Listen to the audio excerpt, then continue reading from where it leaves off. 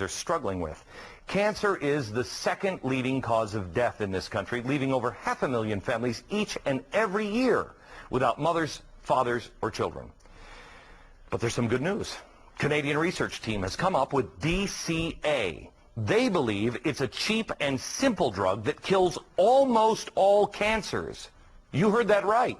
The real story is you can't have it. Not because it's unsafe, but because your blood's going to shoot out of your eyes, because it doesn't make any money. You and I know there's big money to be made when pharmaceutical companies develop new life-saving drugs. But the gravy train doesn't last for long. After investing millions and millions of dollars into research and to the development of a new drug, companies only have a few years to make their money back, plus a profit, before their patent expires, and competing companies can make a generic form of the same drug. So, back to this Canadian team and DCA. They're working out of the University of Alberta in Edmonton, Canada, and scientists have tested DCA on human cells cultured outside the body. They found that it killed lung, breast, and brain cancer cells, but not healthy cells. Got it? That's revolutionary. This is bordering on a cancer miracle.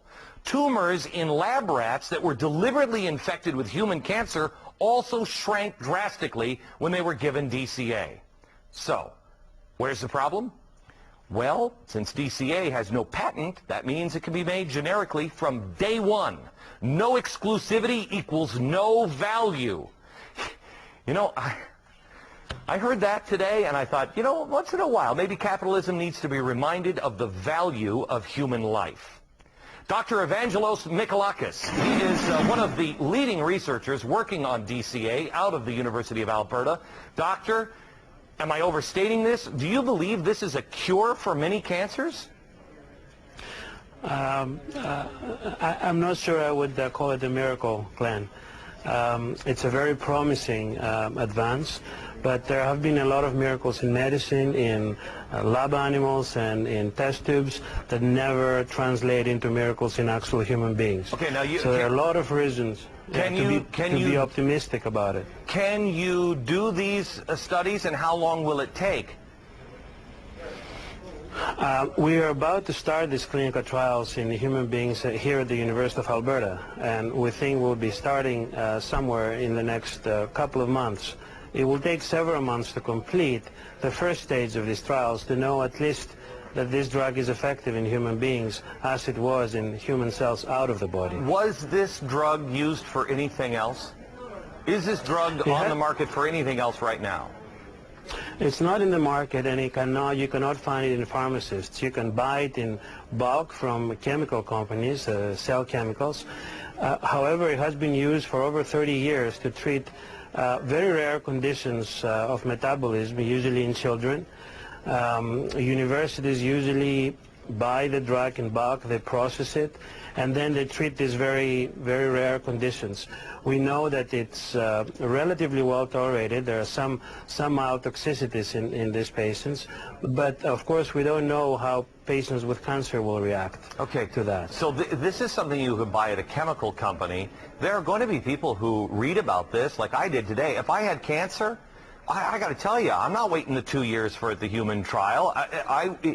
If this has killed these things, lung and breast and what was the other? Brain cancer? If it's killed these things in test tubes and in lab rats, what's going to stop somebody who has nothing left to lose from going and finding some of this stuff and taking it?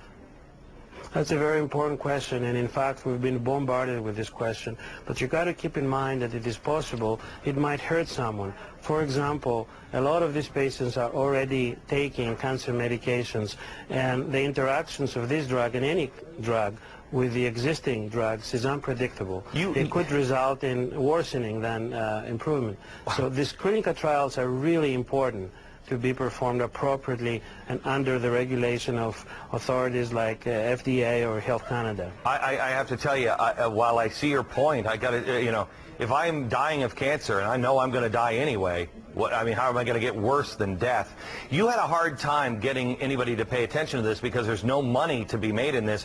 Why don't the insurance companies get involved and pour money into this? There's a ton of money to be saved by insurance companies. Why isn't the capitalist system working on that front? That's a very interesting question, and you're right. You would expect. I think there are some laws preventing the insurance company in investing in research, but I'm not a lawyer to tell you that. I think there is some regulations. It's not that easy to do that. However, the authorities like the University of Alberta and the Faculty of Medicine and Dentistry have already committing, and they're helping us along with the people of Alberta that already started donating money to at least make the first step. All right. Doctor, thank you very much. That is the real story tonight. If you'd like to find out about this story, or you'd like to tell us about another real story of your own, please click on to www.glennbeck.com. Hit that real story button. All this In the fight against cancer from the University of Alberta tonight. Researchers there have found a certain compound can shrink cancer tumors in the lung, breast, and brain. And best of all, it's non-toxic. As Sulin Go reports, it could be a more compassionate form of chemotherapy. Sandy McDougall has been through chemotherapy 3 times. Each time she was nauseated for months and lost all of her hair. When you lose your hair, you first lose the hair on the top of your head. But then you lose your eyebrows, and the last to go are your eyelashes. And that's like the final injustice. Rather than be bald in public, this breast, liver, and brain cancer survivor wore wigs. She believes chemotherapy is especially hard on women. We put so much credence in our hair and the way we look, and to not have it, or to have it look unnatural, was the hardest part for me. But U of A researchers may have found a kinder, gentler cancer treatment.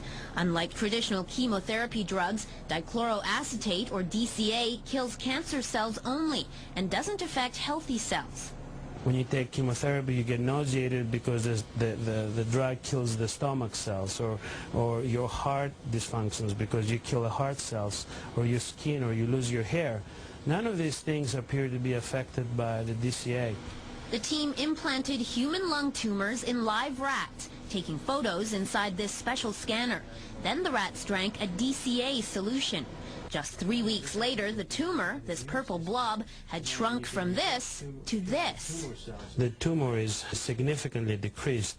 Decreased by up to 70%, with no negative side effects for the rat. Dr. Evangelos Mikolakis explains cancer changes a cell's metabolism, making it resistant to death. By restoring normal energy production with DCA, the cancer cell can be killed and healthy cells untouched. It appears to hit a sensitive nerve in cancer, a fundamental trick that cancer does to stay alive.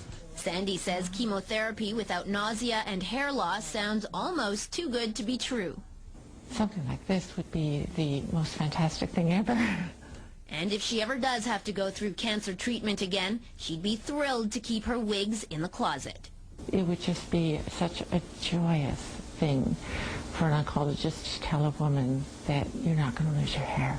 For Global News, this is Sulin Go reporting. The drug has passed stage 1 trials, but researchers have yet to try it on cancer patients. They're now in the process of securing public funding, none from drug companies, so the drug can be available inexpensively, and they hope to start mass clinical trials within the next year.